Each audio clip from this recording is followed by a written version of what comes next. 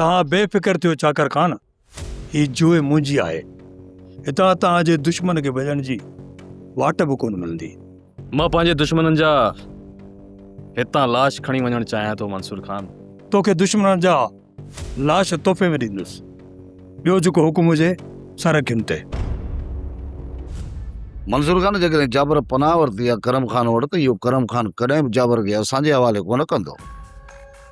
इन करे चवां थो त वक़्तु विञाइण खां पहिरियां असांखे उन्हनि जे मथां हमिलो करे न सवाल न, अहिड़े क़िस्म जो असां क़दम कोन खणंदासीं। जेकॾहिं अहिड़े क़िस्म जो क़दम खयोंसीं न, त पोइ मुंहिंजे ऐं करम खान जे विच में दुश्मनी जी बाहि भड़की पवंदी। मंसूर खान, असां इहो नथा चाहियूं त असांजे करे तव्हांजी करम खान सां दुश्मनी थी वञे।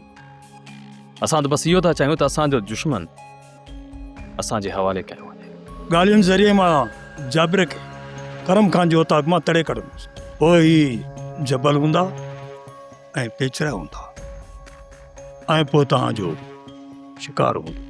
मंसूर खान चाहियूं त असां बि इहो ई था त इन बर्फ़ानी रिछ खे इन घट गिड़नि ऐं पेचरनि ते आज़ाद छॾियो वञे, जीअं असां इन जो शिकार सुकून सां करे सघूं। इहा सज़ा बि उनजे लाइ घटि हूंदी, पर पोइ बि कुझु न कुझु माण्हू उन मां इबरत ज़रूरु हासिल कंदा। सुबुह जो सभई हली करम खान जे औताक ते हुन सां ॻाल्हाईंदासीं, ऐं जेकॾहिं जाबिर उते आहे त पोइ उनखे वाट ॾेई उनखे ॿाहिरि कढंदासीं। सब्सक्राइब कयो असांजो official YouTube channel Sindh TV HD drama ऐं वधीक अपडेट लाइ बेल आइकन खे क्लिक करियो।